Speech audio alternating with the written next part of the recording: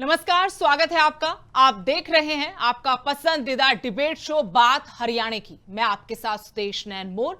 1984 के सिख विरोधी दंगों का नाम आते ही हजारों परिवारों का दर्द सामने आ जाता है और अब उसी दौर के दोषी सज्जन कुमार के निधन पर कांग्रेस सांसद दीपेंद्र सिंह हुड्डा के बयान ने सियासत को फिर गरमा दिया है।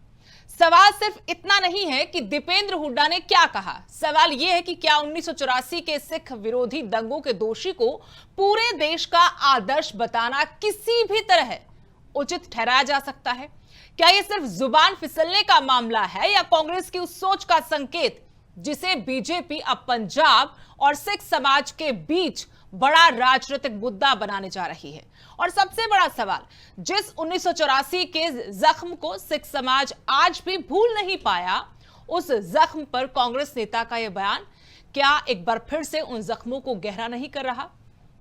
पंजाब चुनाव से पहले बीजेपी को कांग्रेस पर हमला करने का एक और बड़ा हथियार मिल गया है, लेकिन कांग्रेस को भी जवाब देना होगा।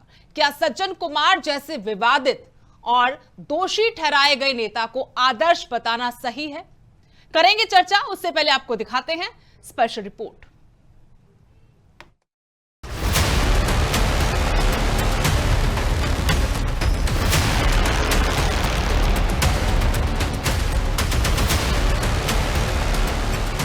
कांग्रेस नेता और 1984 दिल्ली सिख विरोधी दंगों के दोषी सज्जन कुमार के निधन पर रोहतक से कांग्रेस सांसद दीपेंद्र हुड्डा ने कुछ ऐसा कहा कि पूरे देश में बहस छिड़ गई है और सियासी विरोधी इसे कांग्रेस की सिख विरोधी सोच करार देकर कांग्रेस को घेर रहे हैं। देश के राजनीतिक क्षितिज पे एक ऐसी क्षति हुई है जिसकी पूर्ति संभव नहीं है। सज्जन कुमार जी न सिर्फ दिल्ली देहात, पूरे उत्तर भारत की ऐसी शख्सियत थे जिनका लोगों से जो जुड़ाव था वो एक मिसाल है। हमारे पूरे देश में उनकी मिसाल दी जाती है, वो किस तरीके से लोगों के सुख दुख के निभाने वाले। दिल्ली के विकास में जो उनका योगदान रहा है वो आज तक याद किया जाता है, उसके उदाहरण दिए जाते हैं और उनके जाने से एक बहुत बड़ी क्षति हुई है। दीपेंद्र हुड्डा ने सज्जन कुमार को लेकर कहा, उन्हें पूरे देश में एक आदर्श के रूप में याद किया जाएगा। इस पर दिल्ली सरकार में मंत्री मनजिंदर सिंह सिरसा ने कहा कि सभी जानते हैं कि 1984 में दिल्ली में सिख विरोधी दंगों के अंदर सज्जन कुमार का हाथ था। सिखों के कातिल कांग्रेस के आदर्श हैं। गांधी परिवार और कांग्रेस सिखों से नफरत करती है। लंबे समय तक कांग्रेस ने और गांधी परिवार ने सज्जन कुमार को बचाने की कोशिश की। कांग्रेस के स्पोक्सपर्सन और नेता ने कहा कि इससे बहुत बड़ी क्षति हुई है और वो क्षति कांग्रेस की पूरी नहीं हो सकती। तो यह भी स्पष्ट है कि क्या चाहिए कांग्रेस की क्षति पूरी करने के लिए, क्या चाहिए उनको? ऐसे कातिल चाहिए जिन कातिलों के माध्यम से वो लोगों का कत्लेआम करा के बेकसूर लोगों को और सत्ता हासिल कर सकें। आज बड़ा फिर से स्पष्ट हुआ है कि गांधी परिवार, कांग्रेस किस तरह की नफरत करती है सिखों से। बीजेपी दीपेंद्र सिंह हुड्डा के इस बयान पर कांग्रेस को घेर रही है। पंजाब चुनाव के मद्देनजर दीपेंद्र सिंह हुड्डा का ये बयान कांग्रेस के लिए कितना घातक साबित होगा, ये तो आने वाला वक्त बताएगा। लेकिन बीजेपी ने इस बयान को कांग्रेस के खिलाफ भुनाना शुरू कर दिया है। Bureau report, living India news.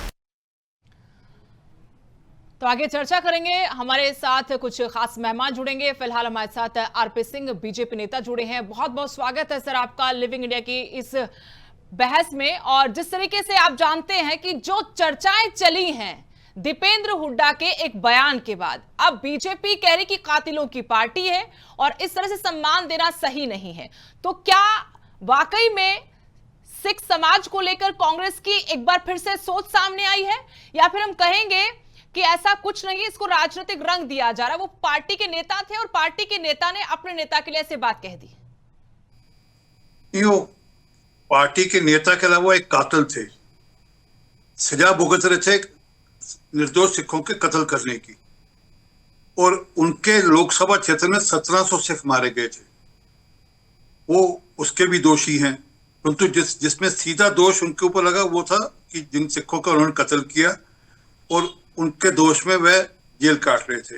हालांकि हमारे साहब से तो फांसी की सजा होनी चाहिए थी, कोर्ट ने उनको लीनियंसी दिखाते हुए उम्र कैद की सजा दी। परंतु जो मूल बात है, कांग्रेस वापस से ऐसे कातिल के समक्ष पक्ष में क्यों खड़ी है और सिखों के जख्मों पर नमक क्यों छिड़क रही है। दिखता है कि कांग्रेस को आज तक 1984 का कहीं कोई गिला नहीं, कोई मलाल नहीं, उल्टा वो इस बात को अच्छा मान रहे हैं कि हमने सिख मारे तो मारे, क्योंकि हाल में उनके नेता हैं जो सैम पित्रोदा, जो कि राहुल गांधी के एडवाइजर भी हैं, उन्होंने कहा था हुआ तो हुआ। राजीव गांधी ने कहा था जब बड़ा पेड़ गिरता है तो धरती हिलती है। तो ये पूरा का पूरा उसी डीएनए की छाप है जो आज हुड्डा या आज उदित राज या बाकी नेता इनके सज्जन कुमार के पक्ष में खड़े दिखते हैं। और यही नहीं, जगदीश टाइटलर को हर अपनी बैठक में बुलाते हैं, मान सम्मान के साथ बुलाते हैं, जबकि वो सिखों के कत्ल का दोषी, सिखों को कत्ल कराने का दोषी है। उनके खिलाफ अब मुकदमे भी चल रहे हैं और कांग्रेस उसको बचाती रही टाइटलर को। तो कांग्रेस की सोच परिलक्षित होती है कि कांग्रेस की सोच कैसी है। ये वही टाइटलर है जिसका स्टिंग ऑपरेशन हुआ, जिसमें स्टिंग ऑपरेशन उसने कहा हाँ मैंने सिख मारे, तो क्या हुआ। तो क्या कि ये पूरी की पूरी जो सोच है कांग्रेस की, ये इसी सोच को परिलक्षित करती है कि ये कांग्रेस सिखों का कत्लेआम कर चुनाव जीतने की राजनीति करी थी इन्होंने, उसमें कामयाब हुए, परंतु उसके चलते हुए 3000 से अधिक सिखों को दिल्ली में मरवा दिया था। लेकिन दूसरी तरफ से ये आरोप लगाए जाते रहे कि अभी भी लगाए जा रहे हैं कि 3 दशक तक तो कोई ऐसा दोष सिद्ध नहीं हो पाया और जैसे ही सरकार बदलती है तो दोष भी सिद्ध हो गया, हमारे नेता को जेल में भी डाल दिया। आपकी जानकारी के लिए सज्जन कुमार को अरेस्ट करने के लिए सीबीआई गई थी जब वीपी सिंह प्रधानमंत्री थे, और सीबीआई को इसकी ये ऑन रिकॉर्ड है, सीबीआई को मार मार कर वहां से भगा दिया गया था। तो अगर आप संरक्षण देते हो तो कैसे कातलों को आप पकड़ेंगे। आपने तो संरक्षण दिया कातलों को, सज्जन कुमार, भगत, टाइटलर, सबको आपने संरक्षण दिया। और यही नहीं, जब उनके खिलाफ कार्रवाई करने के लिए पुलिस जाती तो उनको पिटाई करते थे, जब सीबीआई उनके खिलाफ कार्रवाई करने जाती पिटाई करते थे। और यहां बात खत्म नहीं होती। टाइटलर क्या कहते हैं, वो भी स्टिंग है कि मैं राजीव गांधी के साथ दिल्ली की सड़कों पे घूम रहा था जब यहाँ पर दंगे हो रहे थे। तो राजीव गांधी के साथ क्या करने के लिए घूम रहे थे, टारगेट करने के लिए हमने कितने सिख मारे क्या। फिर राजीव गांधी को बयान कैसे बोलते हैं जब बड़ा पेड़ गिरता है तो धरती हिलती है। तो ये पूरा का पूरा जो डीएनए है, और मेरा ये बड़ा स्पष्ट मानना है जी, ये सारा का सारा जो कत्लेआम दिल्ली के अंदर हुआ, वोट बैंक की राजनीति के चलते हुए कि हमें किस प्रकार से चुनाव जीतना है, किस प्रकार से हमने मेजॉरिटी वोट को जीतना और माइनॉरिटीज को, जो कि सबसे ज्यादा देशभक्त माइनॉरिटी है दुनिया के अंदर, आज सिखों से बड़ा देशभक्त नहीं है। मैं आपकी जानकारी दे रहा हूं आज एक और, 1872 के अंदर 66 सिखों को तोप के गोले छोड़ा गया था। एक भी कांग्रेसी आज तक किसी तोप के गोले से नहीं गया था देश की आजादी की लड़ाई के लिए। 66 सिखों को, उनको देशद्रोही साबित कर दिया, उनको आतंकवादी साबित कर दिया, उनको हेट्रेड की फिगर बना दिया। और कांग्रेस का कैंपेन क्यों भूलते हैं 1984 का। 1984 में कांग्रेस का कैंपेन था कि क्या आप किसी एक ऐसे ऑटो चालक या टैक्सी चालक के गाड़ी में बैठते हुए आपको डर लगता है जो कि सिख है। ये कैंपेन था उनका, एक पर्टिकुलर धर्म से आता है, सॉरी सिख नहीं, एक पर्टिकुलर धर्म से आता है, एक कैंपेन था उनका जो कि साफ था, क्योंकि उन दिनों में ऑटो चालक, टैक्सी जो चालक थे वो सिख थे। तो उनका तो पूरा कैंपेन ही इसी दृष्टि से बनाया गया था। और पूरी की जो संरचना रची गई थी 84 के अंदर, इसलिए रची गई थी कि हमने किस प्रकार से चुनाव जीतना है और लोगों के अंदर भावना भड़कानी है और चुनाव जीतना है। आरपी सिंह जी, मैं आपसे समझना चाहती हूँ, इस बयान के बाद आप पंजाब की चुनावी राजनीति में कैसा असर देख रहे हैं या ऐसा असर देखेंगे, क्योंकि अगले साल या इस साल के आखिर में विधानसभा चुनाव होने पंजाब में, तो कुछ फर्क महसूस होगा, लग रहा है आपको? देखिए, आप इसको चुनावी राजनीति के चश्मे से देख रही हूँ, मैं अपनी भावनाओं के चश्मे से देख रहा हूँ। मैं सतनामी बाई के चश्मे से देख रहा हूँ जिसके साथ 27 बार रेप हुए। मैं उन बेटियों के और माताओं के चश्मे से देख रहा हूँ जिनके पति उनके सामने टायर डालकर जला दिए गए, जिनके छोटे छोटे बच्चे उनके सामने मार दिए गए, उनके आंखों के सामने मार दिए गए। मैं इसको राजनीतिक चश्मे से नहीं देख रहा। मैंने इसलिए आपसे ये सवाल किया क्योंकि पंजाब में अगर हम चुनावी राजनीति को देखते हैं तो मोटा मोटा अकाली दल और कांग्रेस को ही जनता चुनकर सत्ता सौंपती है, बीजेपी को नहीं देती। सीधे सीधे बीजेपी को उतना नहीं मिलता वोट जितना बीजेपी लगातार अभी भी कोशिशें कर रही, पहले भी कोशिशें की कि अपनी चुनावी जमीन को मजबूत किया जाए। तो सिख वोट क्यों नहीं आता बीजेपी के साथ, फिर क्यों कांग्रेस की तरफ जाता है? अगर इतनी कांग्रेस को कांग्रेस से नफरत है सिख समाज को? आपको अगर थोड़ी जानकारी आपकी अपडेट कर दूं, पिछली बार हमारे 18.56% वोट आए थे, जो कि एक बड़ा नंबर है और वो सिखों के वोट के बिना नहीं हो सकता था, और पूरे अक्रॉस दी डोमेन आए थे, ये नहीं कि किसी एक पॉकेट में आए थे। तो इसको आप फिर राजनीतिक चश्मे से देख रही हो, मैं इसको सिखों की भावना से देख रहा हूं कि आज तक कांग्रेस ने इस सारे मामले को लेकर माफी नहीं मांगी। मनमोहन सिंह जी ने एक शब्द यूज किया था, we regret that this happened, हमें अफसोस है कि ये हुआ, हम इसमें माफी नहीं मांगते जी। और अभी तो राहुल गांधी जाने वाले हैं दरबार साहब, पता लगा मुझे दरबार साहब जा रहे हैं, वो अमृतसर जा रहे हैं। मैं अपेक्षा करूंगा अगर थोड़ी सी शर्म होगी तो अकाल तख्त पे जाएंगे, जो अकाल तख्त उनकी दादी ने तोड़वाया था तोप के गोलों के द्वारा, लेकिन वहां फिर जाएंगे। भी पंजाब की मैं जनता बात पूरी कैसे करूं। चुनती है कांग्रेस को? अगर आपके आरोप ये हैं, इतने गंभीर आरोप हैं, कत्लेआम को लेकर भी, सिखों में नाराजगी को लेकर भी, फिर बार बार कांग्रेस को मौका क्यों दिया गया पंजाब में? तो अब की बार नहीं मिलने वाला, और पिछली बार भी मौका नहीं मिला था उनको, अब की बार फिर से मौका नहीं मिलने वाला। बीजेपी के साथ है सिख समाज, सिख समुदाय के वोट को आप बीजेपी के साथ देख रहे हैं? क्योंकि यहाँ पर तो स्ट्रैटेजी यही देख रहे हैं बीजेपी की यहाँ पर कि वो हिंदू वोट बैंक पर ही अभी फोकस किए हुए हैं, या फिर डेरों पर। बीबी बत्रा जी हमारे साथ जुड़ गए हैं, उनका आपका बहुत बहुत स्वागत है सर, आएंगे आपके पास। अभी आरपी सिंह हमारे साथ जुड़े हुए बीजेपी से, उनसे सवाल कर रही हूँ जी। देखिए, आप इसको हिंदू सिख में भी मत बांटे, ये जो पूरा कृत्य हुआ, ये एक समाज के लिए काला धब्बा था, ये ह्यूमैनिटी के ऊपर, इंसानियत के ऊपर काला धब्बा था। आप इसको हिंदू सिख में बांट रही हैं, परंतु फिर भी कांग्रेस इस बार कांग्रेस का कुछ वहां पे है नहीं, कांग्रेस में आपस में सिरफट है, सबको दिख रही है। अगर आप राजनीतिक प्रश्न पूछें तो राजनीतिक उत्तर है कि वहां पर हर कोई मुख्यमंत्री बनने की रेस में है, वो चन्नी हो, वो बाजवा हो, वो रंधावा हो, वो उनके जो अध्यक्ष हैं वो हो, सबके सब आपस में झगड़ा किए कर रहे हैं, रोज खबरें में आती हैं। इन समीकरणों पर भी आएंगे सर। अभी रोहतक से कांग्रेस विधायक है बीबी बत्रा, वो हमारे साथ जुड़ गए हैं। बत्रा साहब, आपसे जानना चाहती, बात तो मोहब्बत की दुकान खोलने की होती है, और यहाँ पर सिख विरोधी दंगों के जो दोषी हैं उनको इतना मान सम्मान आपकी पार्टी के सांसद रोहतक से देते दीपेंद्र हुड्डा, क्या ये सही है? नहीं, ऐसी बात नहीं। इस सारे मामले को राजनीति से अननेसेसरी जोड़ा जा रहा है। हिंदुस्तान के इतिहास के अंदर 94 के जो राइट्स हुए थे उसकी सबने निंदा की। इवन सरदार मनमोहन सिंह जब प्राइम मिनिस्टर थे उन्होंने भी माफी मांगी, और राहुल जी ने भी माफी मांगी।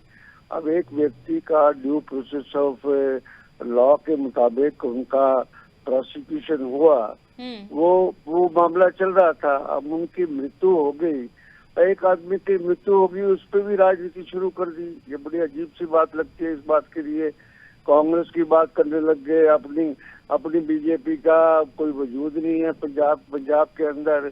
हमारे में फूट, अब हमारी फूट है तो हम देखेंगे, तुम ठेकेदार हो क्या? तुम कौन लगते हो उस फूट की है कुछ है? तुम तो अपनी रोटी का सेको। और आज अगर चौधरी सज्जन कुमार जी की डेथ हुई है तो निचली हर एक व्यक्ति के साथ किसी के कोई जाति ताल्लुकात हो सकते हैं, तो उसको राजनीति में कौन सा उनको सम्मान दे दिया कांग्रेस ने, या कौन सा वो कर दिया? अगर उनके वहां पर चले भी गए तो इस बात का इतना बड़ा बखेड़ा क्यों बनाया जा रहा है? हुड्डा का ये कहना बी बत्रा जी कि वो देश के आदर्श नेता माने जाते हैं। ये हर एक आदमी का पर्सनल परसेप्शन होता है, उसमें कोई बात नहीं है। अपने लिए आदर्श मान सकते हैं दीपेंद्र हुड्डा, लेकिन पूरे देश के लिए कैसे रोल मॉडल हो सकते हैं सर? नहीं, कोई कांग्रेस पार्टी ने कहा है क्या? कोई व्यक्ति उदित राज कांग्रेस के प्रवक्ता हैं, उन्होंने कहा है। उदित राज कांग्रेस के प्रवक्ता हैं, ऑफिशियल स्पोक्स पर्सन है आपकी पार्टी के, उन्होंने बयान दिया। ये नहीं, उन्होंने बयान दे दिया तो उनके फैमिली ताल्लुकात हो सकते हैं। हर एक आदमी उदित राज पार्टी के प्रवक्ता हैं, आपने कहा क्या वो पार्टी के स्पोक्स पर्सन है? मैंने कहा पार्टी के प्रवक्ता, और मैं कुछ भी बोलूंगा, मैं पार्टी के नाते से, पार्टी के प्रवक्ता के नाते से बोल रहा हूँ मैं। किसी की, और आपके बीजेपी कौन से, आपने तो महात्मा गांधी के जो हत्यारे थे उनको आपने सम्मानित करना शुरू कर दिया। आपने नाथुराम गोडसे के बुत लगाने शुरू कर दिए, जो बाबूलाल राजपिता गौड़ का जिन्होंने नाम आजादी सुना दिलाई कभी थी, आपने? आपने तो उनको भी, बाबूलाल आपने तो चौरसिया का उनको नाम सुना कभी आपने? वो बाबूलाल चौरसिया कांग्रेस में है जिसने बुत लगाया नाथुराम गोडसे का, और उसकी बुत उसके नाम पे बनाया। आपकी जानकारी पुख्ता कर दूं। मेरा कहना है, आरपी सिंह जी एक बार एक बार सुनने के लिए आपको मौका देंगे जवाब देने का। एक बार बत्रा साहब को सुन लेते हैं, फिर आपके पास आते हैं। एक बार सुनते हैं वो क्या कह रहे हैं। आपके बीजेपी की प्रोडक्ट तो आरएसएस की प्रोडक्ट तो था नाथुराम गोडसे। नाथुराम गोडसे ने महात्मा गांधी पे गोली चला दी।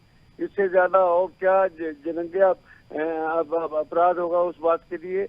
1940 लेकिन अगर आप जैसा आरोप बत्रा साहब लगा रहे हैं बीजेपी पर, और आपकी पार्टी से आपकी पार्टी के वर्तमान सांसद ऐसा बयान देते हैं, फिर नैतिकता सूचिता की बातें कहाँ रह जाती हैं राजनीतिक दलों में? नहीं, ऐसी बात नहीं है।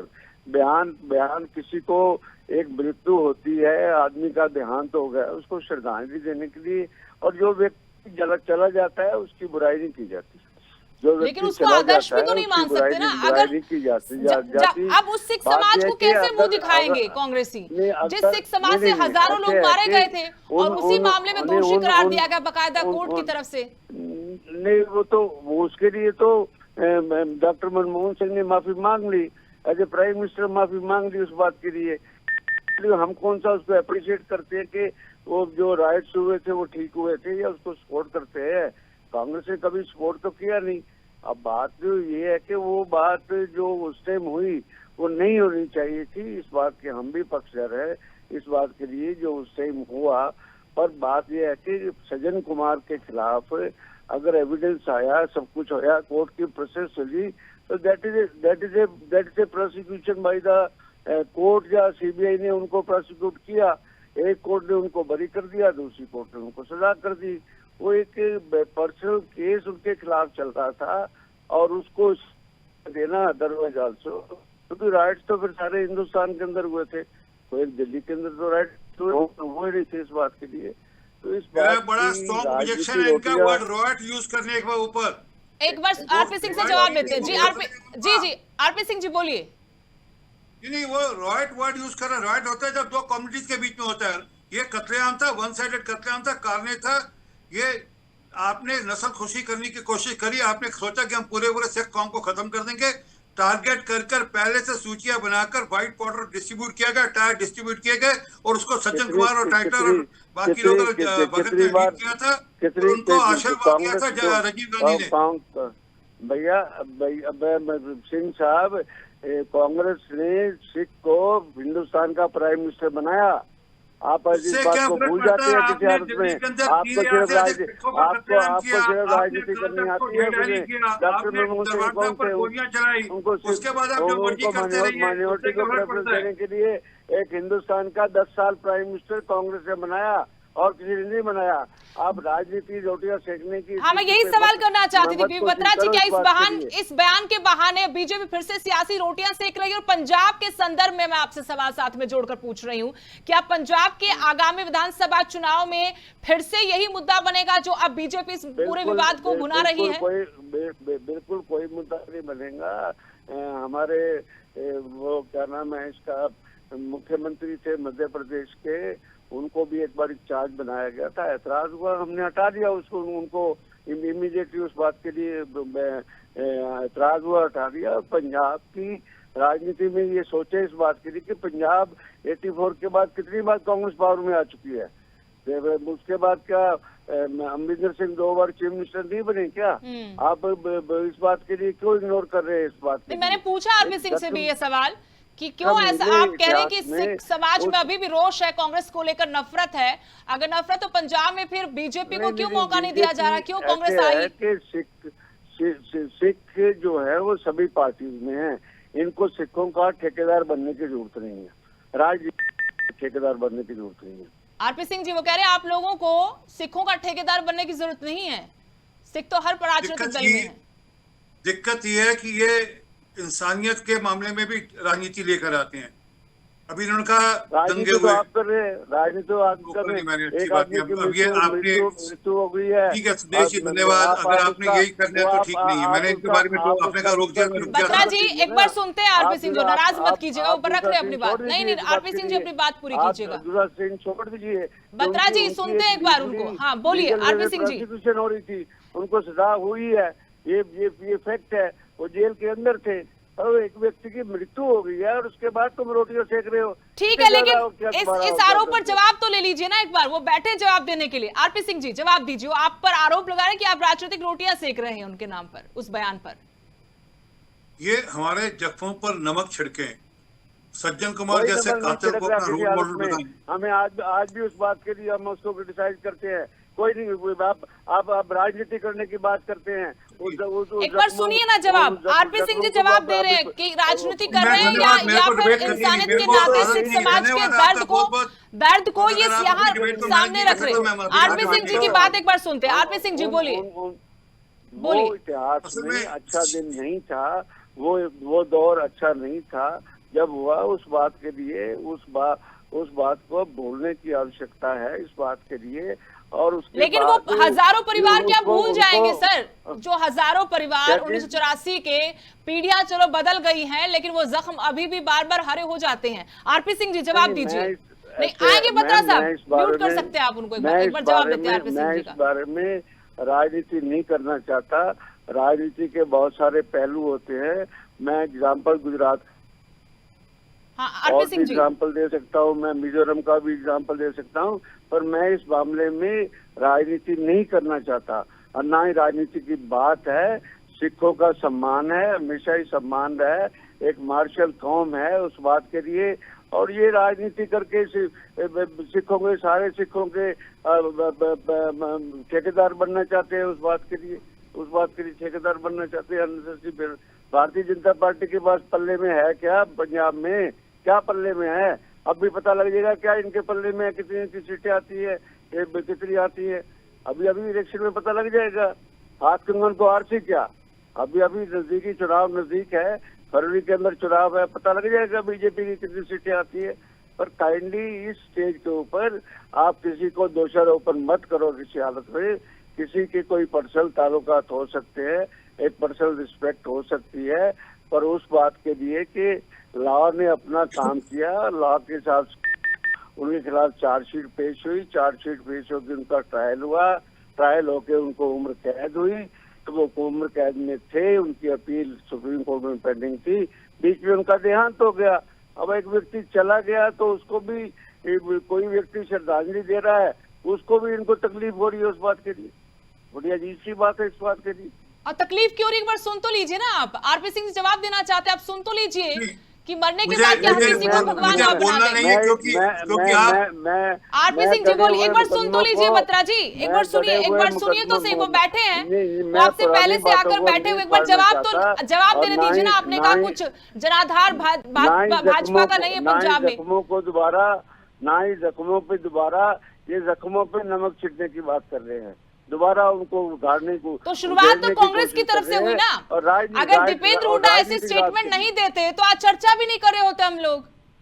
नहीं, स्टेटमेंट देने की, डोंट अक्यूज एनी पर्सन की स्टेटमेंट। हर एक आदमी की एक रिस्पेक्ट और हो सकती है, हर एक आदमी के पर्सनल फैमिली रिलेशन हो सकते हैं। फैमिली रिलेशन में क्या फैमिली इंडिविजुअल व्यक्ति का कोई व्यक्तित्व नहीं होता क्या? सारी चीज पार्टी से जुड़ी होती है क्या? अगर उनके पास ओहदा है तो क्या उन्होंने पार्टी के स्पोक्समैन के बारे में उन्होंने कोई बयान दिया क्या? एज ए ऑफिशियल कैपेसिटी में कोई बयान दिया क्या? उनकी पर्सनल कैपेसिटी का बयान है और वो अपनी लिबर्टी है उनके बयान देने की। इसमें क्या तकलीफ हो गई इतनी जबरदस्त? तो आप नहीं मानते कि आत्मघाती बयान साबित हो सकता है पंजाब में? नहीं, ये तो ऐसे इनकी प्रोपेगेंडा है और कुछ नहीं है। पंजाब में कोई नुकसान नहीं होगा इस स्टेटमेंट का, कोई नुकसान नहीं होगा कुछ नहीं, ऐसी बात नहीं है। 1984 के राइट थे, अमरिंदर सिंह जी छोड़ के चले गए थे, वापस कांग्रेस में आ गए, कांग्रेस के मुख्यमंत्री बन गए। मतलब एक बात के लिए जहाँ तक डिटेल में जाने की बात है, हम डिटेल में बात सारी डिस्कस कर सकते हैं, पर बात यह है कि जो पहले हुआ उसको दोबारा उसको उधेड़ के और सब कुछ करने की आवश्यकता नहीं है। सिख कौम एक मार्शल कौम है, हम सब आपस में हार्मनी है, सब कुछ है, हम भाई है, सब कुछ है। और लेकिन बत्रा जी, आप वरिष्ठतम हैं कांग्रेस में, आपने हर तरह की राजनीति देखी है, हर तरह का विवाद भी देखा है आपने। क्या आपको नहीं लगता कि भूपेंद्र सिंह हुड्डा के बेटे दीपेंद्र हुड्डा कोई छोटा कद तो है नहीं, वो इस तरह के बयान से परहेज कर सकते थे, इस तरह के बयान से बचा जा सकता था? आप अपने एलिगेशन या अपनी बात मेरे मुंह में डालने की कोशिश कर रहे हैं। तो क्या बचा नहीं जा सकता था? मैं सिर्फ इतना पूछ रही हूँ आपसे। नहीं, आपने एक व्यक्ति ने अपनी पर्सनल कैपेसिटी में बयान दिया, कोई पार्टी के स्पोक्समैन के तौर पे बयान दिया है क्या? जब भी कोई विवादित बयान होता है तो फिर पार्टी से अलग क्यों कर दिया जाता है व्यक्ति विशेष को? किसी व्यक्ति के साथ 50 ताल्लुकात हैं और अगर उनकी मृत्यु हो जाती है तो मृत्यु पे जाने में भी इनको तकलीफ हो गई है उस बात के लिए। कमाल है इस बात की थी। तो क्योंकि बीजेपी तो कह रही कि क्या ये इनकी मोहब्बत की दुकान है, ये तो सिखों से पहले से नफरत करते थे, अब एक बार फिर से साबित हो गया है। आप लोग समझ रहे इस रणनीति को? Don't sidetrack the issue. जजेस के खिलाफ एलिगेशन थे, the man is no more now, the man is no more now. आप लोगों को लगता है कि इसको चुनावी मुद्दा बीजेपी बना रही, जानबूझकर एक रणनीति के तहत इस तरह से इस पूरे मुद्दे को उठाया जा रहा है? झूठ बोलने में, मुद्दे बनाने में, अब स्टूडेंट के साथ क्या किया जवाब है इनके पास जहाँ पर जंतर मंतर में उनका जवाब है। इनके prime minister, home minister parliament में जवाब देने के लिए तैयार नहीं है, कुछ नहीं तैयार नहीं है। आज तक अपना मणिपुर जल रहा है, इतने लंबे टाइम से जल रहा है, पता नहीं कितने आज तक जवाब दिया ही नहीं इन लोगों ने। अब 84 का मामला, हम इस बात की संगीति को समझते हैं, हम उन बातों को, पुराना को नहीं उखाड़ना चाहते। हमारे इन जख्म थे, उन जख्मों को आहिस्ता आहिस्ता सहल गए हैं, सब कुछ हो जाता है। और अगर वो गलती है उस बात के लिए एक आदमी दोषी या काफी आदमियों ने ये कुछ किया ज्यादतियां हुई, हम कोई हमारी तो कौम के साथ हमदर्दी है जी। किसी बात तो जी, बहुत बहुत शुक्रिया अभी बत्रा जी, आरपी सिंह जी, आप दोनों का इस चर्चा में जुड़ने के लिए। सियासत में बयान सिर्फ शब्द नहीं होते, खासकर तब जब बात 1984 जैसे दर्दनाक अध्याय की हो। सज्जन कुमार 1984 के सिख विरोधी दंगों के मामले में दोषी ठहराए गए थे। ऐसे व्यक्ति के लिए पूरे देश का आदर्श, ऐसे शब्द निश्चित तौर पर गंभीर सवाल खड़े करते हैं। दीपेंद्र हुड्डा का बयान कांग्रेस के लिए सिर्फ राजनीतिक असहजता नहीं, बल्कि पंजाब में बड़ा सियासी नुकसान भी बन सकता है, क्योंकि सिख समाज के जख्म आज भी ताजा हैं। सवाल कांग्रेस से है कि राजनीतिक बयान देते वक्त पीड़ित परिवारों की भावनाओं का कोई महत्व नहीं, और बीजेपी से भी सवाल, क्या 1984 का दर्द सिर्फ चुनावी हथियार है या न्याय और पीड़ितों के सम्मान की लड़ाई भी? क्योंकि 1984 कोई चुनावी मुद्दा भर नहीं, हजारों परिवारों की जिंदगी का वो दर्द है जिसे राजनीतिक बयानबाजी से और गहरा नहीं किया जाना चाहिए। फिलहाल इतना ही, नमस्कार।